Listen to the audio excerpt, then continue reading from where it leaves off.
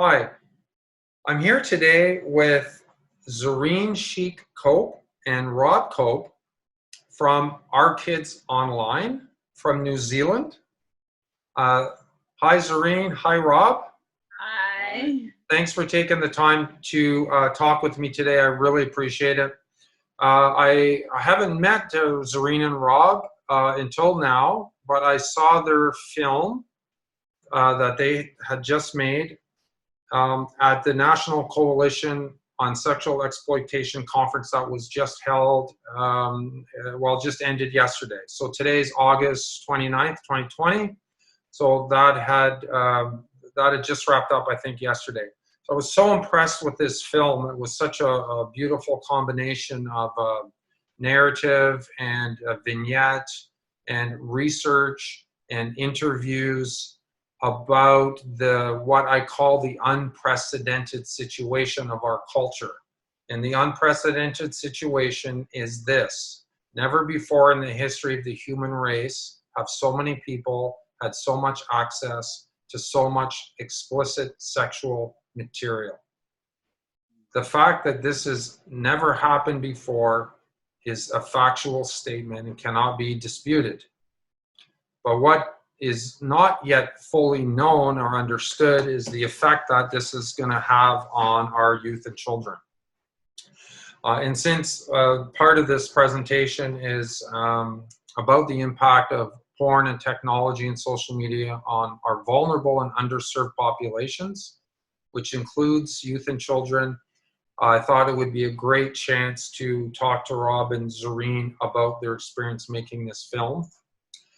I'm just going to jump to the website for a second and just kind of skim over a little bit of the bio so our audience can get familiar with Rob and Zareen. So Rob is the co-founder, director, and producer of Hazardous Journey Productions, which is the production company that made the film. And he also works with men in Project Wildman and has written a book, Men Wanted For Hazardous Journey. And he has also, he focuses on parenting and his established Project Wild Dad, helping parents navigate through parenthood. Zareen is also a co-founder and producer of Hazardous Journey Productions as well. Zareen's a motivational speaker, blog writer, educator, and author in emotional resilience and understanding trauma. She's also published a book, The Tiny Life Guru, and holds qualification in trauma management and is a qualified life coach and undertaking a psychology degree. Zareen has also worked with a range of people, including some of the wealthiest in the world, alcoholics, drug addicts, Department of Corrections psychologists. I bet they're a fun group, eh, Zareen? Oh my goodness. And litigation lawyers. They're the best. And an oncology ward with terminally ill cancer patients.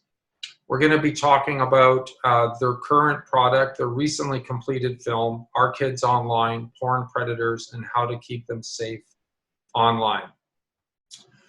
So we'll come back to our full screen here. And I want to start off with my first question, guys, is can you just share a bit about what led you to make a film about porn? And what were you seeing around you? And was there a critical event that kind of tipped you over the edge to that? I think it started with like what most parents experience, that kids grow up with so much technology all around them these days. Now kids were asking us, bombarding us with requests for smartphones and tablets and everything. Your own children, you mean, right? You have four kids, right? Four between us. So I have three children, and Zareen has one, and we have them week on, week off. It's a blended family, and so we were just like, wow, you can get porn on all those devices. So we started researching like the effects of that and exactly. Oh, you're good at talking about this part. We started doing some research because we had other concerns as well, not just around porn, but like all different concerns around kids having their own devices like 24/7. And we just started uncovering article after article and news clip after news clip of children being really significantly harmed, some research papers as well. And we kind of thought, oh, this is crazy. So what are parents actually doing about this? So then we spoke to parents within our community, and either it worked out at something like over 90% either had no clue that this was all available, or they weren't. I know, it's crazy. Was it not actually 90%? Like 9 out of 10 parents had no clue. In our personal, like some of the studies we've read were saying like 2 out of 3 parents don't protect their kids online. But when we talk to parents, like 9 out of 10 had no idea Wow. about any of this. Yeah. And protecting their kids. Weren't, or just weren't, they knew that something was there and they were kind of hoping that their kid wouldn't find it. And I think a lot of it was overwhelm as well. So we were all feeling overwhelmed, and so we just thought this is not good enough.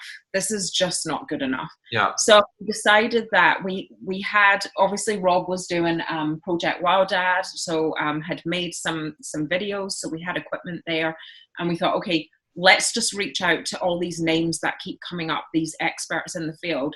Let's make a out this. Just like people you saw online and stuff like that.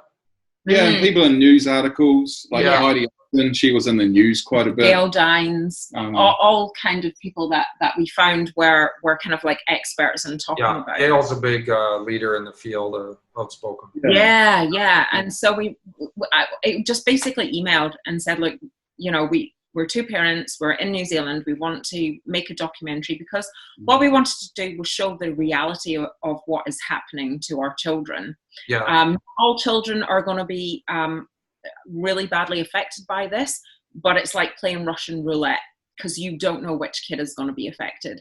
So we wanted to know what are the harms, what's the possibility, but also we wanted to show parents what they could actually do. So we wanted to know, well, what can we do? So we wanted to show what was happening and then give hope and show solutions. And that's really how it was all born. And the experts that we reached out to were amazing, just like so passionate in this field and totally on board with what we were doing. So we ended up traveling New Zealand, across America, and then unfortunately we couldn't get to Australia, but we worked with some experts via Zoom online as well. Is there no one in Canada you could come, or is it just too cold here? We would have loved to not just snow and polar bears, Well, I actually lived in Vancouver for 1.5 years, so I love Canada. Oh, that's the rainy, wet province. That's the rainy, wet there, yeah. Your uncle's in Ontario, isn't it? Yeah. Whereabouts? I would have loved to. He's in Mississauga. Yeah, Mississauga is part of Toronto, or the Greater Toronto Area. We call it the GTA, and I'm about an hour and a half east of there in Peterborough. Okay. Yeah, hour and a half. So my next question, you kind of answered it. Why do you think it is important for us to be discussing, or to be having this discussion in our culture? Anything you want to add? I mean, you so far you said when you really started looking into it, it very quickly concerned you greatly. Well, I think the main is that it basically? Yeah, and the naivety of the majority of us parents, like we didn't know most of this stuff. We didn't really know about predators online. We didn't really know about naked selfies starting at about 9 or 10 years old. We had no idea about this kind of stuff. And what we really came up against is there's 2 main things we came up against with us in the culture as parents. Is number one, the belief that not my kid would never do that. My kid wouldn't search for that. My kid's a good kid. And totally missing that, forgetting the point that kids aren't bad because they search. They're just curious. So kids are curious, they search. We've taught them to Google everything. So go on and Google about an elephant having a baby. Go and Google, and then they hear about sex or porn, and they just go and they do that. And so kids aren't bad when they search. They're just curious. And the second thing we came up against was, and this is mostly from dads, that, well, porn never did me any harm when I was a kid, so what's the big deal? And they're kind of missing the point that a couple of Playboys that we saw like once a month or once every 6 months when we were kids does not compare to everything you could possibly imagine on their phone 24/7. It doesn't compare. And those are the kind of main cultural things we came up against, wasn't it? Yeah, and I think the importance of it is really that if we don't step in, if we don't first of all, if we don't have a conversation about sex, in general, if we don't get to teach our children our values, and we don't get to teach them about respect and healthy relationships, porn is going to be their teacher, and that's already been proved. There's research in different countries showing that children are using porn as sex education because there is a lack of adults coming and actually talking about sex. And as Rob said, that not my kid kind of culture makes it more difficult for children to approach us. Yeah. Well, and just to kind of reflect on that as a therapist, I've worked with many, like maybe hundreds of men that have had a compulsive sexual behavior, whether it's a porn addiction or another type. And this is, I asked them the question, it's almost like part of my, an exercise that I give them. It's almost like part of the intake I do with a client. What did you learn about your mom from sex? What did you learn about your dad from sex? You know what the almost universal response is? Nothing. Didn't even talk. My mom one day pulled out a banana and put a condom on it and then threw it at me and said, make sure you use birth control. Like, I can't make this stuff up, right? But it's almost always the case that when someone, it seems, develops a problematic sexual behavior down the road, they come from a place of no parental input, involvement, mentorship, guidance, conversation, or discussion. Right. And I'm not saying that's why, they became that way, but there's almost 100% correlation. And, when I was training, one thing my mentor taught me, he actually classified that as a form of neglect, parental neglect. Absolutely. So one of the most important and powerful aspects of your life, your sexuality, zero input from mom and dad. Yeah. And I think that's really, it's hard because if we, the human race wouldn't exist if we didn't have sex. Sex is good. Sex is fun. Good point. Yeah. When, that when you're the right age and in the right circumstances, you should definitely do. But what we don't, by not talking about it, we're also at danger of creating a narrative of shame for children. Yeah. Like if my parents don't talk to me about it, it must be a bad thing. It must be something that can't be talked about. Yeah. And that's absolutely not the case. And I think one of the major issues that we have around the whole sex and porn together is that we really are risking our kids putting themselves in the shame basket. And it shouldn't be like that at all. We should be encouraging an understanding of healthy, safe sex. Yeah. And unfortunately, this has to happen now at a much younger age. Obviously, talking in an age-appropriate way. You're not going to say to a 5-year-old, "Oh, by the way, this is porn and blah blah blah." Yeah. But to be able to be comfortable with that ourselves, we need to put on our big girl pants and our big boy pants, and we need to realize that this is here, this is in our lives, this is in our children's lives, and so we are going to have to get uncomfortable. We are going to have to find ways to be able to talk about it. I think that's some of the stuff that we're only, even after having made this film, we're still learning that the reason why people aren't talking about porn with their kids is they're not even having the sex conversation. If you can't have the sex conversation, how are you going to bring up the porn conversation? Right. And one of the animations we have at the end of the film there about how I love those little, the guy in the kid in the car throwing up in his mouth. Yeah. And it reminded me of this episode called Malcolm in the Middle. I don't know if you get it in New Zealand. But it's about this teenage boy, and one day him and his mom are like, he's locked in the car, and his mom just goes right into the whole sex thing. And then it cuts to the next scene, and he's throwing up on the side of the road because he can't take it anymore. And it's just it's embarrassing, right? Oh, I love that cartoon you did, yeah. As we cover, this is how you have the conversation with your daughter, what sex is versus what porn is, and that sex is something that's, porn is very serious. Everyone's serious and all this serious is on. Where sex is fun, and it's a constant negotiation. When you're having sex with someone, you're talking through are you enjoying this? Are you not enjoying it? Sex is yes, no, and maybe. It's not just do whatever you want. And sex is funny. Sometimes there's fart noises when the body's hitting certain ways, and it's just hilarious. Yeah. And if we can bring that into the culture to talk about sex, that it's not the serious thing. Sex is amazing. And it's funny, and it's a constant conversation. Then I think it's important to bring up the shame part of it because here's a true story from a client of mine who he's a young guy, and he shared with me how in somewhere around grade 8 he worked up the courage to tell his parents that he was watching porn. Like, he very quickly developed a daily habit. Okay. So he gets screamed at by his mother and basically grounded for a month and shamed into not looking at it for 3 more years. Like, he actually stopped. And then back to daily. So it's years of daily porn use. And when he worked up the courage to share with his parents, it was a disaster. And I blame the parents 100% for that.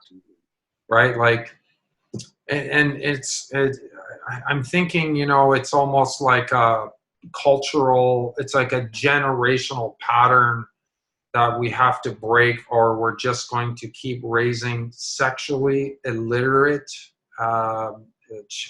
children who become sexually illiterate adults, and then continue the broken cycle, to the next generation. So, and one thing Melinda said last night, she said, like, if we don't educate the kids, and Gail says this, Gail Dines, porn is educating them. Yeah. Porn is educating them in the worst possible way. So they win by default if we do nothing. Is that a good statement, you think? Absolutely. Yeah, that's great. Yeah. So we kind of touched on this, and Rob, about like the not my kid. And that's just kind of, when I hear that, I think wishful thinking and denial, maybe. We're lazy parenting, I think. Well, a lot of it is lazy parenting, because here's the reality of what a lot of parents live through these days. They head out the door at 6 or 7 o'clock in the morning. They're getting home at 5 or 6 o'clock at night. Yeah. The device just becomes a way to babysit our parents, because we're so exhausted because of the world we've created for ourselves. Yeah. And so we hand over, for the internet to raise our kids without really giving it much thought, because there's an underlying belief that we as a society have that if it was really that bad, the government would do something. And we forget that the government's really, Yeah, when you think about it, if it was, no one would be giving all their kids devices if it was that bad. If it was that bad, the government would step in. And I think this is a subconscious kind of underlying thing that we have, that everyone else is doing it, so it's probably okay. So most of us in society are a bit like sheep. We just kind of go along and hope everything's okay. And I think that's a big thing that we need to look at. The government's always miles behind what's actually happening. And just because everyone else is doing it, doesn't usually mean it's a good thing to be doing. Mm-hmm. Can I also just add to that? Yeah, for sure. 2 things. One, with the government, I think the reason why governments are playing keep up is because in order to pass legislation, you've got to prove with statistics, and that's a long game. Yeah. Can I just add to the not my kid thing? I've experienced this with mums that I've sat with and had these conversations with. Mums whose child has been exposed by another child in school. And Mm, they're saying to me, well, that kid must come from a bad family, and right. my kid, this wouldn't have happened. And around that, two things around that. One is that kids, they actually don't really understand in the way that an adult does. When they see porn and they show it to someone else, they don't have the same awareness or experience, or their brain just doesn't work the same way as an adult's. Mm-hmm. So what they're doing by showing it, they're not doing it out of badness. That's the first thing. They're doing it because kids like to share things. If it was of new trainers or a school bag, they would do exactly the same thing. Right. The second thing as well is, I think that as a parent, if I'm sitting there saying, not my kid, then what I'm doing is I am attaching some form of negativity towards this. So what I think what we need to do is we need to help parents, to educate parents, because if my narrative is not my kid because that's a bad thing, my narrative is not correct. And so I am going to associate negativity around that instead of going, well, yeah, of course, kids are human beings. Yeah. They're biologically the same as me, only smaller. So obviously they're going to be curious and interested in sex. So I think the not my kid thing as well says a lot about how we as a generation perceive talking about and interacting with sex. And I think it's incredibly naive as well. Very much so. But you almost have to be willfully blind to not see that this is everywhere. I mean, just our culture is, I've never been to New Zealand, but I mean, it's very, very sexualized in our culture. Ads, movies, the fashion industry, the beauty industry, the fitness industry, magazines, comics, like, it's all video games, music videos.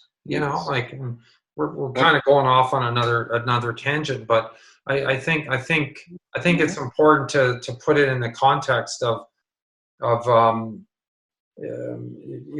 why wouldn't you think that your kids are looking at that, right?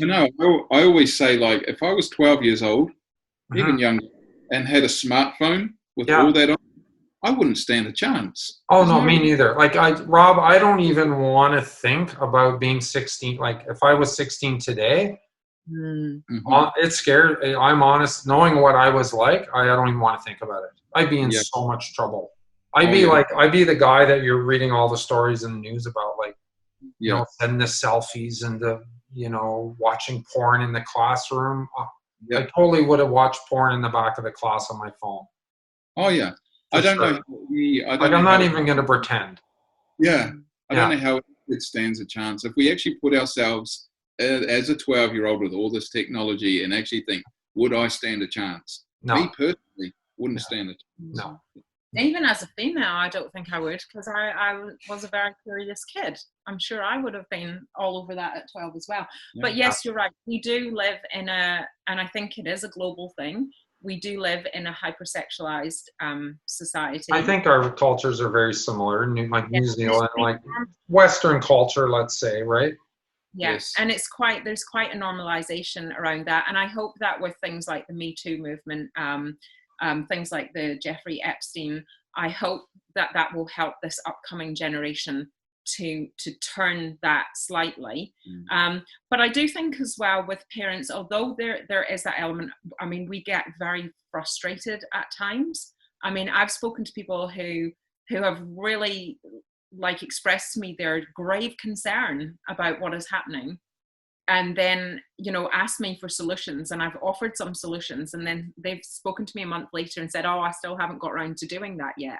So there is a frustration that comes with that. But also, I do think that by and large, parents love their children, right? They don't want to put them in by and large harm. And I think that it is a case of also acknowledging that a lot of parents just don't understand this world. They don't understand the implications. And like Rob said, I think because you don't, because people tend to listen to, or if it comes down from the government, or if it comes from here, then it must be a problem. And I think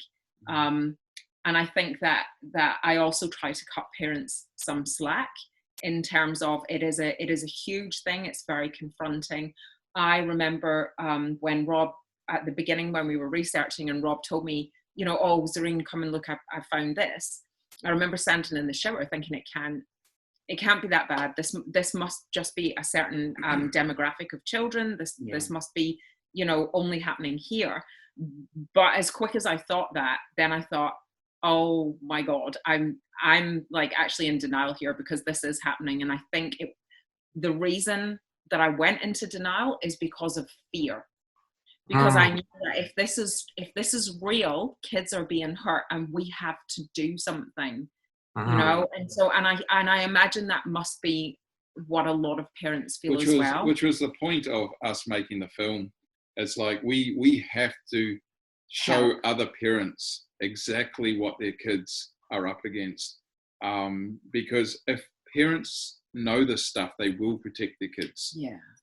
Why we're naive to it, we won't protect them because we don't know how big the dragon is. Once you understand how big the monster is in your kid's bedroom on their phone when they're even 6 years old, when you understand how big the monster is, you will act. And so that was the whole point of the film. If we can take parents on the journey we went on, if we can show them how it's affecting kids all around the world, because all around the world, same curious kids, same devices, same access. So it's a worldwide problem. Just educate them, then they stand a chance. But also to show them ways to slay the dragon, right? Because if you just show the dragon, people are going to get even more, you're going to crawl into this, oh my gosh. And particularly when you know that your children all have devices already. I mean, that would be, I imagine, quite a horrible feeling if people just told you there's this big problem but didn't tell you things that you could do to solve it. Yeah. So the last half an hour of the film is literally, here is how you educate yourself, here's how you educate your children, and here are filters you can put in place right now to protect your kids. I'm going to get to that. I'm going to get you to kind of summarize. I think there was 4 things, so kind of briefly summarize. There was a phrase made by someone that you interviewed, and I forget his name, but he said, technology is not the enemy, but it creates tremendous complexities in the lives of our kids when it's unmonitored. Yes. Can you expand a little bit on that, or because I think parents relate to that. Yeah. Right? So that, but they might be thinking, what complexities is this creating in their life? Like they're just playing a game on the iPad, or chatting with their friend on the Xbox. Oh, and gaming consoles, by the way, are a huge gateway to porn, right? A lot of parents they don't even realize that. Oh yeah. You go on your PlayStation or your Xbox right to Pornhub. I mean, one of the complexities that children are up against is that they are on 24/7. They get a message, they feel like they have to reply to it straight away. They're like constantly, their brain is constantly wired. If they share a post, has everyone liked it? Do they not liked it? What's wrong with me? Right. That's some of the complexities that our children are facing, which is, never mind the porn and predators and naked selfies, which is a whole other deal of complexities. Like I just talking about that. So I have done workshops with women, grown women who have said to me, I can't use Facebook anymore. I can't go on Instagram. It makes me feel bad about myself. So we've elaborated on that, and it's this whole thing of everyone else's life seems so perfect, or if I don't get the likes, I'm wondering, what's wrong. One of my biggest concerns was a teenage girl who is taking pictures of herself and now using all these filters and everything else. So she's taking 50 photos, changing it so it doesn't even look like her, because that's what she sees adults doing. And then she's not getting enough likes. How does she look at herself in the mirror when she sees her real face? So those kind of things, and that being switched on. But so that was Russ Tuttle from Stop Trafficking Project. Right. Okay, yeah. And it is that thing of, we as adults are experiencing compulsion disorder in terms of like, my phone, I pick it up. Oh, people are addicted to their phones, 100%. Yeah. Anywhere you go, people standing in people in cafes, anytime that we have a free moment, it's like hand in pocket, look at my phone. Oh. Now, we have fully developed prefrontal. Hang on there, I got to check my phone. Yeah. I've been in meetings. I've been in meetings, Paul, where someone has picked up their phone. So rude. In face-to-face meetings. So, but it's just that whole. We have some stop, right? As adults, we have a break. But our children don't. And also, we have an awareness of life. We have life experience, and for our generation, we have life experience that wasn't taught to us through algorithms. You know, I think in some ways we have like quite a broader understanding, because we're not all tuned into the same thing. And I think those complexities, and then when kids are unmonitored and unfiltered online, and there are proper boundaries put in place, then not only are they on the phone constantly, but they are then free range to everything that you can think of online. You know, whether that's porn, whether that's predators, no matter what it is, our kids have access to everything. And that's hugely complex. Well, and I see, like, I'm just thinking as you're talking, and I'm thinking, so you have an 8-year-old that has little to no self-regulation skills because they're not cognitively developed, so exposed to endless variety and stimulation. Oh, yes. So that there you go. That kind of sums it up, I think. And so they're not capable of self-regulating properly in managing a chronic stimulus that we're, you know, that we're handing them by this, right? I think it's important to keep, you know, this is a good conversation to have, even apart from the whole porn thing, just the black, I call it the black rectangle, right? We're getting addicted to the black rectangle.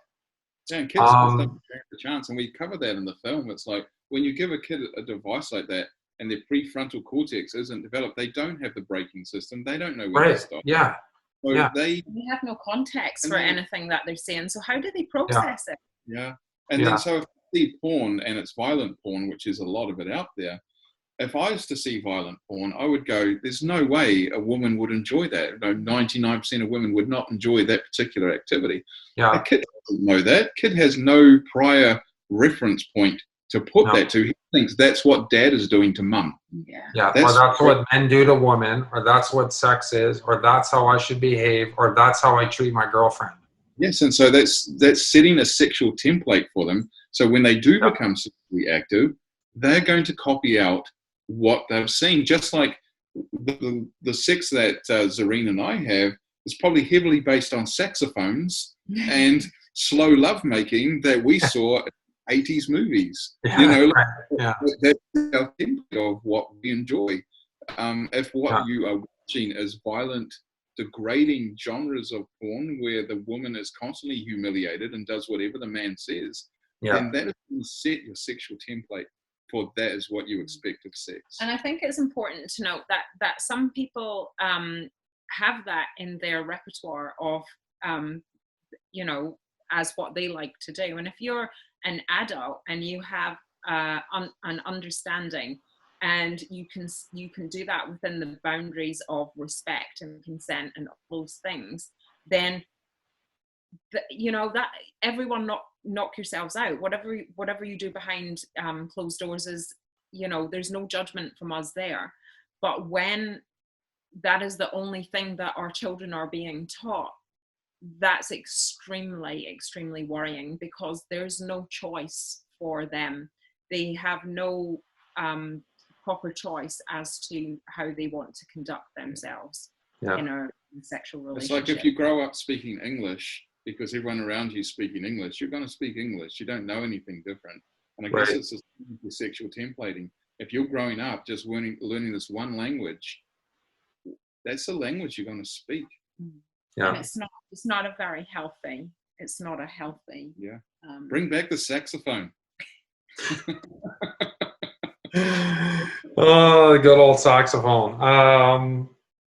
Epidemic, from the Greek epi, upon, and demos, people, is the rapid spread of a disease to a large number of people in a given population within a short period of time. So we hear things like public health crisis, the epidemic of pornography. I like to call it a social cancer. So if it's an epidemic, what's the disease and what's the cure?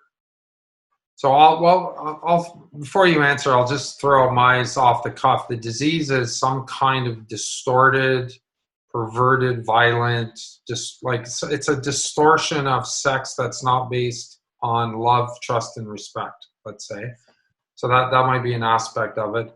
And the cure is like modeling and showing and teaching what healthy sex based on love, trust, and respect looks like and sounds like. Maybe that's one answer, but what do you guys say? That sounds brilliant. You see, okay. Yeah. Porn is a super stimulus. What a super stimulus means it doesn't exist anywhere in nature. Yeah. So that's, I mean, you can't, it spreads so quick because, you know, you watch it, you want to see, well, most of us, you want to see more because it hits triggers in the brain. Yeah. And we talk about, you can see some porn and it doesn't set off triggers in you because that's kind of not your thing. Yeah. And then you do something, and whatever that one thing is, that's your thing. And you have to go back over and over and over again to find more variations of that one thing that's your particular kink or whatever it is, right? Your sexual, And yeah, that's hard to beat, man. If you think about in real life, you know, you have a sexual partner, you might have a few sexual partners or whatever, but it's not like 100 people all at once, one after the other, doing all sorts of crazy things. Yeah. So the super normal stimulus is that's the virus. Yeah. And I think as well, to add to that as well, it's the access, the level of access, and the sheer vast array of porn that kids are getting hold of, and their ability to access that unfiltered, unmonitored. I mean, that in itself is terrifying. And the fact that's, you know, that the majority of children are walking around with smartphones or devices or gaming consoles, that causes the spread, right? Yeah. Because it's just there, it's right there. So its ability to spread. It's like having COVID in your pocket. Yeah. It's like having COVID-19 in your pocket, and you pull it out and you get infected. And the thing is, and not every child will be affected. Some children will look at it and go, "Oh, I can't. That was awful, and I'm not doing that again." But there are children who will go down that path of keep looking, or there are children who will be traumatized by it. And it's that access to something that is they're just not ready for that. They have no ability to put that into any context. Yeah. And that's what's really harmful. The 3 A's, when you watch the film, you'll see we talk about the 3 A's. So anonymity, affordability, and accessibility. And that is what creates the virus as well. So it's anonymous. No one knows what you're up to. No one knows. You know, it's not the embarrassment of having to go to the corner store and you know, an old dirty mag down and have it. It's embarrassing in the old days. You can even create a fake profile with a fake name and go on and do whatever, right? Yeah, or a VPN and be completely anonymous. It's accessible 24/7 and it's free. Yeah. Anything you want, it's free. So, I mean, good luck beating that.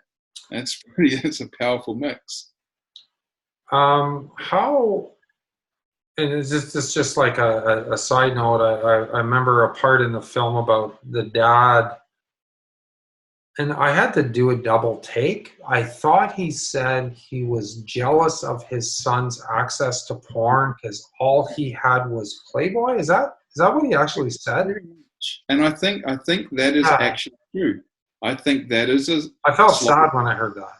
Yeah. Yeah, Larry's lovely. Yeah. He's so lovely, and just like for Yeah, him. no, and I don't mean it as a attack No. on him or anything. Like he actually seemed, like he seemed like he was at the time that you were talking to him. I think he's kind of like reflecting back, but at the time you're talking, he obviously, I mean, he's sitting there having a dialogue with his son.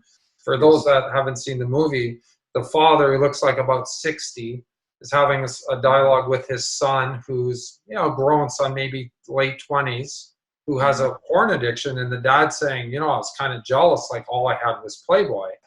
And then part of me is thinking, oh, Yeah, so, because that was back in the 90s, and Yeah. so it was all new, and so he was, it's like, wow, all I had to deal with was a Playboy, and you got everything. Yeah. And I Yeah. can understand that envy, because before I knew the effects of how badly this is damaging young people and how addictive it is, yeah, I would have felt the same kind of envy. It's like, wow, lucky. Right.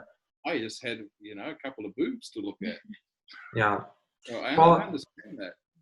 Well, and just sometimes when I'm talking to people, I explain like the level you mentioned, Zareen, the level of exposure. So back in the day, let's say you were a guy that got Playboy once a month, and in each Playboy magazine, so that's 12 issues a year, and in each magazine there's usually two or three featured women. So you have the centerfold, and there might be maybe 15 pictures, and then you might have another girl with about 10, and maybe another one with 5 to 10. So on a whole month, you're looking at printed pictures, maybe of 3 different women, and maybe a total of about 50 poses. Right. I can go in here and get that in 2 minutes. Oh, yeah. Yes. And then if I want to go down the rabbit hole, like, I had a client who just contacted me after a 7-hour binge. Yeah. So he easily looked at hundreds.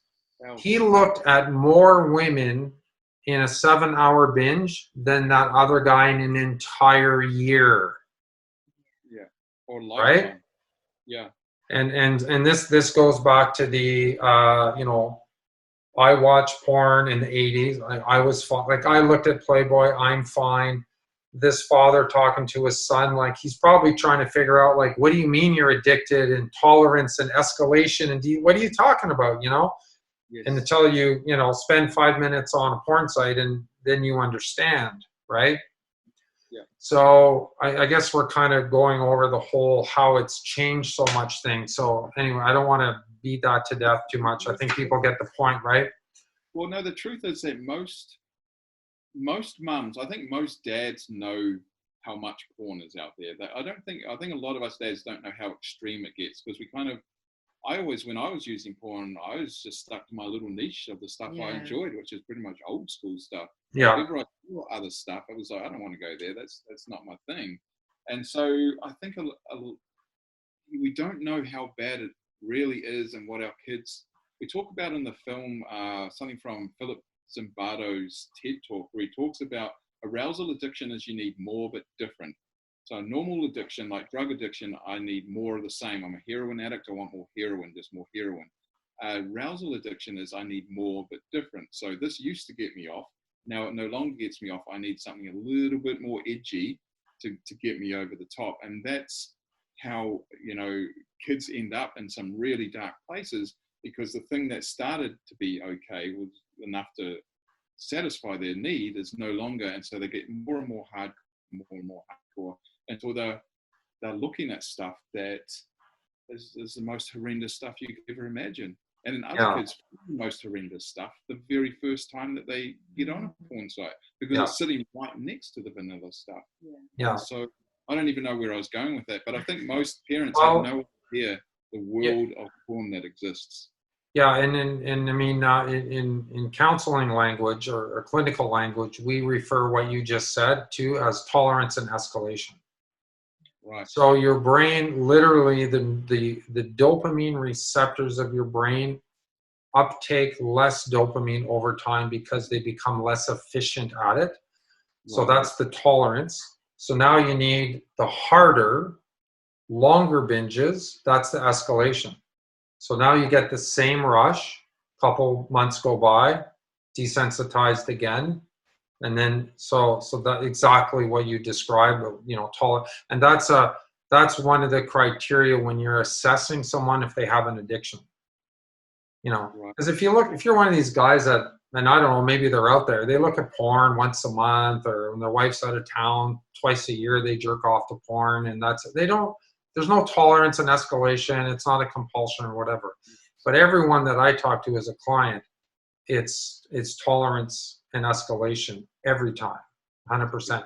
And that, Rob, is how they end up going to the torture porn, the rape porn, the incest porn, the bestiality. Like, no one just gets out of bed one day and says, I'm going to go watch bestiality. Yeah. Like, it doesn't happen that way, right? It's all the levels. The thing is, it's going from 0 to 100 in a year. Like, what used to take people maybe 10 years to go to the extreme behavior is now happening in 1 year, let's say. And that's not like clinical, like I'm not quoting research on that. That's just kind of like an educated guess. Yeah. So. And see, the thing is, kids pass around. There was a film that was out a few years ago. I won't say what it was called, but basically these girls they poo in a cup and rub it all over each other. And oh yeah, there's a name for that. Yeah, and so that's the kind of stuff kids pass around at high school because they think it's funny. Bestiality, they think it's funny. Yeah. They pass it around and show each other because it's kind of a bit of a laugh. Yeah. And so the stuff that we would have considered like, oh my God, how could you ever see that? Right. When you're 12, 13, 14 years old and you're at high school, it's just being passed around like normal, like we would have done with a penthouse when we were kids. Yeah. So, well, they don't know how else to process it, right? I think as well the thing as well is when people are escalating and the demand for those escalated videos becomes more and more, that then helps to drive the market. And so when kids are accessing stuff like Pornhub, they are going to come across these more sort of violent or degrading, as Rob said, in amongst the vanilla. Mm-hmm. Because there's a demand for those, which is being driven by people who are escalating. Yeah. Well, even, I forget where I read this, but even the porn producers are starting to say, we don't know what else we can possibly do to a woman. Yeah. Besides killing people. Yeah. Like short of killing someone, and there are snuff movies out there, but that's more dark web stuff. Like, you're not going to, but short of that, we don't know what else we can do. Yeah, it's pretty. I remember hearing scary. I remember hearing an interview from a few years ago. Was it John Ross, the Butterfly Effect? I can't remember, but it's this massive podcast that takes about 10 hours. And when he interviewed a porn director, he was basically saying back then, a few years ago, that ejaculating on a woman's face was as vile and as bad as you get. That's the most degrading act you could do to a woman. Yeah. And now that as the most degrading act, one of the stats that we have in our film is that 1 in 6 young men between 14 and 18 have either choked their partner or ejaculated on their face. So what used to be seen as extreme vile is now just a regular part of teen culture and sex. So that's a good lead into my next point, which is the part of the film, and I think you blocked the blur the faces out, where I think, Zareen, you're interviewing, it's just girls, actually. I thought it was boys and one girl, but because the voices are changed.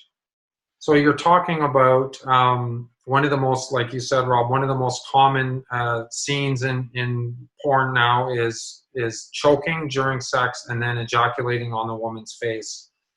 And you were asking this group of teenagers about that. So why don't you explain for people that might not see the film, I want you to kind of walk us through that whole thing, because that was gut-wrenching. Yeah, that was a statistic we got from Warren Binford, and Professor Warren Binford, who's in the film, which was 1 in 6 young men have either choked their partners or ejaculated on their face between 14 and 18 years old. So we went down the waterfront here and just were interviewing people to ask them about different stats. And the older people, you know, in their 50s, 60s had never heard of it. People in the 30s and 40s had heard of it a little bit, and some were engaging. Once you got down to your 20s, it was kind of engaging a little bit. And by the time we got to teenagers, we stood there were like 6 teenagers, there were 5 girls and 1 boy. And we asked the question, and before we even, the question even got out of my mouth, this girl who was probably about 15, a beautiful young lady, was just like, oh yeah, I've done both. And she was laughing about it like she was proud of it. And we're like, is this a normal part of the culture? And she said, it's very normal. It's not normal if you don't do it.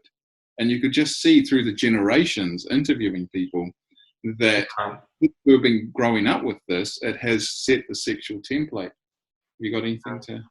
Yeah, obviously, for me, like I say in the documentary, that I had to just walk away for 2 days. I couldn't do anything. That was the last interview that we did that day, because I just said to Rob, I can't do it. And the waterfront is one of my favorite places, and I just needed to get away. Yeah, well, I'm okay with it now. For a couple of months. But yeah, it was really awful. And I think the reason that it hit me so hard was because I'm female, because I have a daughter who is almost 11. I have a stepdaughter who's almost 16. And whilst, you know, again, as I say, I'm not demonizing, you know, these acts for adults who understand and that is part of their enjoyment, their sexual pleasure, and it's done in a safe environment. I'm not demonizing those acts. What really was hard for me is that done in the context of teens who are learning from Pornhub, these acts, who are not learning about healthy sexual relationships. I've also spoken to people on the front lines where those kind of acts, the girls have participated in them, and then afterwards there has been an extreme emotional harm that's been done, or even instances where the girl has then turned around and questioned, was I sexually assaulted? And there are boys who are where the police have been involved because the boy has choked the girl, and they're teenagers. Yeah. And so my worry is that girl, all I could think about in that moment was, how far is she willing to go because of what she's learning through Pornhub, without having learned all of the other stuff, without being in a situation where she has the ability to make an informed choice. Because you don't have an informed choice if you're only learning one thing. How far is that girl willing to go, thinking that this is a good thing for me to happen? And what are the boys thinking when they're doing that to her? You know, is it that they're getting off on, like, what is their narrative? You know, when it's not their fault. Or the dominance, I don't know. Yeah. So for me, that was extremely, extremely hard. Just because all of those kids were just like, yeah, this is what we do. And if you break it down a bit, the acts you describe are violence against women. Well, imagine you're out shopping for groceries and you turn around and a man has grabbed a woman and is choking her up against the wall. That's called, what's that called? Yeah, that's assault. And he gets charged. Or he slaps her or calls her a name. That's assault. But when it's in a porn movie, the sex, and Gail Dine says this, the sex hides the violence and normalizes it. And now we've fused sex and violence together, and this becomes the new template for the next generation. And the difference between acting and porn is that if you're an actor and you're acting in a film, they don't actually choke each other. You know, no, when they punch, like when they punch, you know, if you ever, they actually come about that far away, and you know, like that, and the sound effect. Exactly, but in porn, they are actually choking. They are actually choking. Yeah. They are doing these. She's passing out. She's not. Yep. This isn't acting. They are doing these acts and they're filming these acts. And I'd only really clicked to that the other day. I was sitting there going, man, that's because I've been an actor before, and when I've had to do stuff, it's all fake. It's all take after take until it's done. But in porn, it's not. They're just choking until the girl sometimes passes out, and you're just going, There's no acting. Child on child sexual abuse. What do you? I don't even know where to go with that. Except, let me just, for those that are watching, and this is a new idea or a new concept to them, the rate of child on child sexual abuse, and depending where you talk, the UK, I don't know what New Zealand's like, Canada, it's increasing exponentially. Like, I mean by like 200 and 300 fold, right? Mm-hmm. And, you know, I'll just say, like, you can give me your take on your experience with this, but last year I interviewed a former police officer who for a year had to interview children 12 and under that were victims of sexual assault. Fun job, eh? Yeah. And then thrown in there, though, what he was getting was the child on child sexual assault as well. Yes. So a couple of interesting things came out of that. Every single child that was sexually assaulted the perpetrator was viewed pornography. Mm-hmm. And every single case of child on child sexual assault was facilitated by a child watching something in a porn movie and then acting it out on their, younger brother or sister.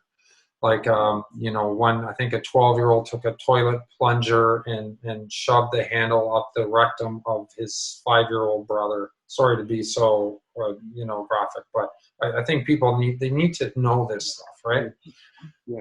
And so first of all, there's porn out there showing that he saw is deeply disturbing. Yes. Secondly, he had access to that at age 12, probably because his dad was watching it. It's disturbing on so many levels. And then the consequences of this on both of them is deeply disturbing. You got to wonder where they're going in their life, right? So that was, I've been doing this when you're a therapist for 9 years. It's not a long, long time, but it's long enough. I'm pretty much unshockable. I don't really get shocked. You guys are probably, after making that movie, or along that path too. But do you hear story parents telling you? Do you read articles? Like, is there anything that you want to just sort of add or comment on about that? Yeah, in New Zealand, as far as I'm aware, there's no longitudinal study or any study that I'm aware of that is specifically looking at child-on-child sexual assault and the implications of porn in those assaults. Yeah, right. However, we did have in Wellington here, in a school where young boys were caught doing sexual acts that had been viewed through, like, on porn, and they were doing those acts to each other. In the bathroom at school, and these were like the school washroom. They were like 7 or 8 years old. Yeah, these boys. So so I do, like Rob will be able to tell you. I mean, with Australia and as you say, like in the UK, we know that there isn't. Well, in the film, we interviewed Heidi Olsen, who's a sexual assault nurse. And she was such a tough. But her job's got to be one of the hardest jobs in the world. That was tough to just watch. Yeah, it was really hard. Yeah, and those were the nice stories that we edited in. And so her statistics were shocking, because it was like the biggest group of perpetrators against children are no longer guys. Adults. Yeah, or, they're other kids. 6-year-old. The children between 11 and 15 years old are the biggest group of perpetrators who are sexually assaulting other children. And like she said, one of the stats was 44% of all sexual assaults against children within their department during 1 year, 44% were from other children doing it to children. And we spoke to someone in Australia and they said in their territory, it's 60% of all sexual assaults against children were by other children. Now that statistic only 10, 15 years ago, I'm pretty sure used to be about 5%. So most perpetrating against children was done by adults. Yeah. And that's gone from that 10%, I can't remember exactly what the stat was, to 40 to 60%. And porn is playing a massive role in that, because kids, we have mirror neurons in our brains, that's how we learn, right? So we see stuff that adults do and we copy what adults do, and that's how we learn. And kids are watching porn, and some of them are acting it out on their brothers and sisters or peers. Yeah. All of them. Not every kid who watches porn is going to do this, but some kids are. And I think it's quite naive to be unsurprised when you have the knowledge about children accessing porn at young ages. Like Rob uses the example of acting out the superstars of wrestling and things. And if kids are curious and they see it, and it's not that the kids who are the most dominant, I guess, in that encounter, it's not that they are bad kids. It is that, they're curious. These, some kids are doing it together, acting out what they've seen. Some kids are doing it on another child.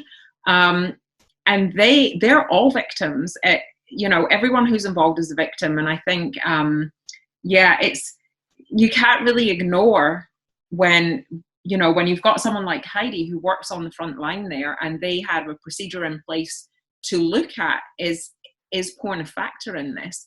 And it's coming back, yes, porn is a factor. Mm-hmm. And sometimes porn is the only factor.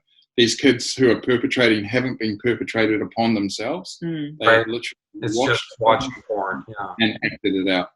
Yeah. And that doesn't make, and again, that's not this bad kid thing. It's like when I think about my own child, if she was exposed to that, I will happily say, yes, I'm well aware that there is a possibility that she could act that out on another child. Yeah. Not because she's a bad kid, but because kids are kids. Kids will mimic what they see. And if they don't know that this is extremely harmful and it's not appropriate, if they don't know that, if they have no boundary, they have no context for that, they're not going to think that they're doing something wrong. I remember when Power Rangers first came out years and years ago, and parents were all up in arms because kids are running around beating the shit out of each other doing Power Rangers, because they watch it, they want to be like that, they want to and especially when it's an adult thing, kids want to act like adults. They pretend to smoke like adults. They're trying to be like adults. So if they're watching adults do something, it's very natural for them to want to do that with someone else. And if no one's ever had the conversation with them, if no one's ever sat down and talked about healthy sexuality and about boundaries and not touching other people in the swimsuit area or however it is you want to word it, they have no idea. They're clueless. And it's horrible that we put them as adults. We allow our children into those situations. I think that's one of the hardest things that in making this film and being involved in the space, is one of the things that really gets me is our children are so vulnerable and our children trust us. Yeah. Like my daughter, it makes me really emotional when I think about this, but my daughter trusts me. I'm her mum and she completely and utterly trusts me. She's depending on and to guide her. And if I'm aware, if I even have an inkling that there is something really harmful going on, it's my job first and foremost It's not the government's job. It's not the school's job. No. As her parent, it's my job. The first thing is it's my job, because all of our kids are so vulnerable. Well said. Well said. So, we're getting close, guys. I think to the end. We'll wrap up soon. So let's knock a couple off really quick. I don't want to monitor my child's online activity because I don't want to invade their privacy. Let's just deal with that one real quick. We're the parents. Thank you. Who pays for the phone? Who pays for the phone, right? Yeah, we're the parents. Yeah. Mm-hmm. And there's also the thing that Russ says so beautifully in the film. If we don't step in and monitor what they're doing, if we don't invade their privacy, I promise you, a predator will. Yeah, that's Russ's words from the film. Yeah. Okay. Are we done with that one? Yeah. Yeah. How to protect kids. So I think there was 4 things. So just list them off real quick because they're probably pretty self-explanatory, right? So fire away. First one: educate yourself. Understand what is happening. As parents or mental health professionals, we need to be educated. Yeah, adults, we helped create this problem. Well, we created this problem. We need to help fix it. So we need to understand. You cannot fix something that you do not understand. So right. One is we need to understand it. Gotcha. 2, we need to then be able to educate our children, and part of our understanding is our education on how to educate our kids. So gotcha. We need to do that. We need to be actively involved. So we need to filter, we need to monitor, we need to be involved there, and we need to be constantly having conversations. As children get older, we need to be there all the time. And we also need to not be afraid to say to other parents, what are your rules around devices in your home? If my child is coming for a sleepover or a play date, we need to be able to have those conversations, and we need to be able to do them without sounding like we're self-righteous or that we're judging the other parent. Mm-hmm. And so in the film, we cover how people can do all 4 of those things. Yes. We show what we've done, because that was part of our journey. Part of our journey is to learn. But in addition to that, we've got heaps of resources on our website as well for parent courses, read along. You have a lot of excellent stuff on there. I was looking at videos, websites, filters. And for those watching that don't know what we mean by filters, it's basically you pay about $50-$60 a year and you download a software like Covenant Eyes or NetNanny, or you had a few other ones, and they block and report sometimes one or the other or both. And so if your child types in porn or big boobies or something, it'll block it and then sends the parent a report every week if they want. It'll show all the hits on there, right? Yeah. So that's what that is for anyone who's not aware of that. And I tell parents, just kind of building on what you said, I tell parents, if you're giving your 12-year-old any kind of electronic device without a filter or a computer in their room, you're ignorant and negligent. And we even had that. As soon as your child has a device like an iPad, whether they're 2 or 3 years old, or their sibling has one, you need to have filters 100% to stop accidental exposure. Yeah. We actually did an experiment of how we could find porn with the most basic, simple words, and we came up with boobs. If you put in boobs into it, you will come up with hardcore porn videos. And a 6-year-old can spell boobs. Yeah. So number one, we describe it like you need to have a fence around your swimming pool, which is the filter, right? If you just have your pool open, the chance of your child drowning is quite significant. Well, and actually in Canada, it's a law. Yes, same here. You cannot have an in-ground pool without a 6-foot or a 3-foot high fence. Yes, and it's the same here. Yeah. So it's like, first thing, get a filter. Good comparison. Yep. And so once the filter's in place, but then you can't stop there. You also need to teach your kid how to swim. So you need to teach them how to navigate the porn landscape. So we talk about, even if it's a 3-year-old, if you have pictures pop up on your screen of people with no clothes on, or anything that scares you or makes you feel uncomfortable, put the screen down, come and tell mum and dad or a trusted caregiver. Like, these conversations need to start at a very young age. As soon as a child has a device, we need filters and we need to have a conversation. Mm-hmm. Because parents are the prefrontal cortex for their teens. They are. I don't know who said that in the film. Did one of you guys say that? Or? Todd and Dan. Oh, okay, yeah, I wrote that down. That was good, because the prefrontal cortex is not fully developed, and that's the part of your brain that deals with reasoning and judgment and consequences, and is this a smart idea, and all that. And teenage boys particularly can be a little slow on this, so we're their surrogate prefrontal cortex. Okay, I want to just touch on this, and then we'll end with, and I'll give you guys a couple minutes. So I want to end, guys, with what message can you give people watching this that work in mental health or with kids, like a challenge, or throw out a challenge to them. So I'll let that roll around in your brain while I touch on this. One last thing. Talking to other parents about your concerns. So your kid comes to you and says, Bobby wants to have a sleepover tonight. You've said hi to Bobby's parents once at school maybe, and you know what they look like, but that's all you know about Bobby's parents.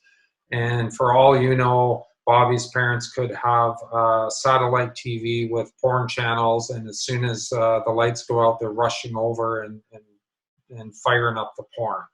Yeah. So how do you have that talk without sounding like some kind of, hysterical, crazy, overly protective parent? We've had this exact conversation several times with different parents when our kids have gone for sleepovers. So once the kids are older, I'm not so concerned about whether I know the parents that well or not. But when they're like 10, before they're like 10 or 11 or 12, then I'm concerned, do I know these parents?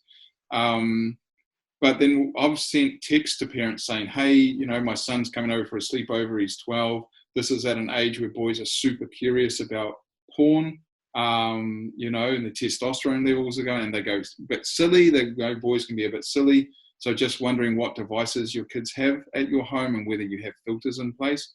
Wow, and so it was just coming across as a concerned parent, go, man, boys are crazy at this age. And for younger kids, it will be like, look, we've been doing some research and we've just found out how easy kids are accessing porn out of curiosity. So just wondering at your house, do you have devices? And if so, do you have filters? Because the stuff that we're reading is really concerning, and we're really concerned for our, this generation of children. And parents have been really receptive to that. If you come across as a real arrogant twat who's like, it's not going to work. But if you just like, as a parent, and I had something a couple of days ago where my son came up to me and said, he's only 10, that someone in his class at school had said that he had been on Roblox and had been having sex with other kids on Roblox. Now, Roblox is just a normal kids game, but you can have sex rooms within Roblox. And so I thanked him for telling me, and I, said, how did that make you feel when he told you this? And he explained about that. And I said, would it be okay if I talked to his dad about it? Because those other children there might not be children. They might be predators, and he might be in trouble. And when I explained it that way, in harm, not trouble. He might be being hurt. In danger or something, In danger. And so then my son was okay with me calling his dad. And so I called his dad and I said, hey, just letting you know that, your son and my son are in the same class at school, because I didn't know this, Dad. Wow. He's been, your son has come across this stuff, just let you know, because I'm concerned that there's predators that could be, lurking there. And the father was really responsive. He's like, I've got like 3 sons and I'm a solo dad. I don't know how to deal with it. Got his hands full. And so I explained a little bit, and I offered him a copy of our film so he could learn some more. Beautiful. And it was a scary phone call to make, because I don't want to be that parent, Yeah, you don't know what they're going to say to you, right? And I put on my big boy pants and I made the phone call that was hard to make. I think as well, with me, with my daughter, I've already had the conversation with her that when you go for a sleepover or play date, I need to know that you're safe. And so he knows that if that's not going to happen, she's not going on that play date or that sleepover, but that child is welcome to come to our house. Yeah. So I already have set the boundaries with her. And then when I speak to the parents, it is like Rob says, it's not coming from a place of judgment. It's saying, hey, I just wonder with you guys with devices and stuff, we don't, the kids don't have their own devices. We have a shared computer. We have monitored time. And I just, my preference is that Neve doesn't get exposed to anything, that the devices aren't there. Just because of the research that we've done, we know that there's a lot of harm. But a lot of parents are quite good because they're starting to come into this, our devices go in a communal area. Oh, yeah, good idea. Things like that. So it's just about doing that. But we do show in the film examples of when we've talked or how to have those conversations. Yeah. Because it's awkward conversations to have, because you don't want to come across as that parent. Yeah. No one wants to be that parent. But if we're not brave enough to be that parent in a way that can convey just our concern, and if a parent was to say to us, oh, yeah, he's got it, but they'll be fine. Yeah, then I'll just say, I'm sorry, my son's not coming to your place, because kids are curious, and you can't just say they won't be fine. They won't. I'd rather look like a crazy parent than put my daughter in danger. That's the bottom line. Bottom line, yeah. So, okay, you've had about 3 minutes to think about it while talking to me. So, what sort of challenge, let's say, can people take away from from what you've seen in your experience in this? What's a challenge that you can lay out there to the health professionals working in this field? Yeah. Or parents. How about one of you speak to parents and one of you speak to Rob? I want you to speak to parents, and Zareen, I want you to speak to someone that's working on the front line with youth and kids. I think really parents are more likely to engage when this information comes from what they see as a credible source. And as someone working in the field, you are a credible source.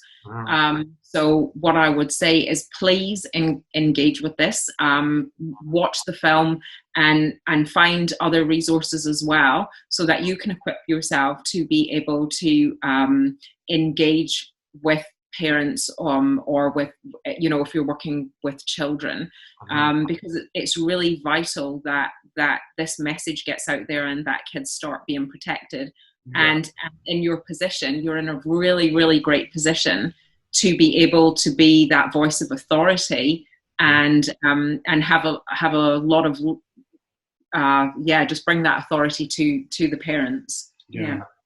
And for parents, I would say this is a scary topic to have to broach, but if we don't do it, then our kids are out there in the dark by themselves. So we have to engage with this topic, and we've tried to do the best job we can in this documentary to really just show our journey as two parents trying to figure this stuff out. So it's not it's a very, I don't know, for me it's a film that just really just brings parents with us. You come along the journey with us, and because we're just parents as well. And ultimately, if anyone can help this get into schools, like principals of schools or church leaders, to have group showings of the film, that would be ideal. Because if you have a group showing, you can all discuss it together afterwards, rather than sitting there wondering what Even though we have like the last half an hour of solutions where you can walk away and do stuff, to actually know that you're in the same arena as everyone else is really good. So if there's church leaders or principals of schools or health professionals like yourself who can get it out there and show big groups of people and have the discussion, that would be amazing. Yeah, we need to talk about it. We all need to talk about it. I'm definitely gonna, everywhere I go, promote and talk about this film, guys. I think it's brilliant. And thanks again. you know, for taking the time to come on and have a chat with me. I'll post a link after to the website, and you can either rent film for like $5, you said, for 48 hours. Okay, so there's no reason for anyone not to at least rent the film and watch it. It's about an hour, I think. An hour and a half. Hour and a half. Okay, it's really well worth your time. And then if you want to download it, it's 200. Yeah, so we have a lifetime educational screening license. So for $199 US, you can actually purchase the film, and then you can use that. If you're a health professional, you can use that or a school or a church or an organization. You can have that then to screen to other people or to people within your own organization as a training tool. You can do whatever you want with it, but just don't put it for free on YouTube. But you know, use it. That's probably going to happen anyway. But yeah, no.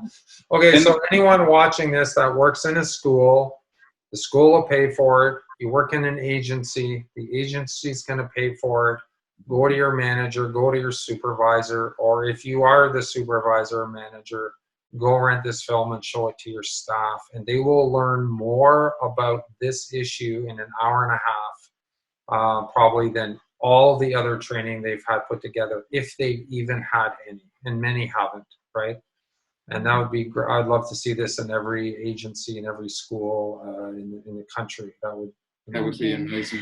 That would be amazing.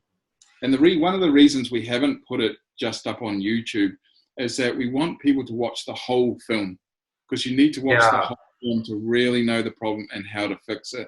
And if it's just there for people to dip in and out of, you know, it's not going to work. You need to sit down and watch the whole film. Absolutely, I agree from beginning to end. Okay, guys, we'll wrap it up there. Thank you so much again for taking the time, and love to stay in touch, you know, and let's stay connected, whether it's social media or whatever, and continue to support each other. Great. That's Thanks, smashing. Paul. Thank you so much. Thank you Paul, for your very time. well thought out questions. Yeah, and thank you for doing the work that you're doing and raising awareness, because it's going to take a village. It will. Okay. Thanks. Bye, guys.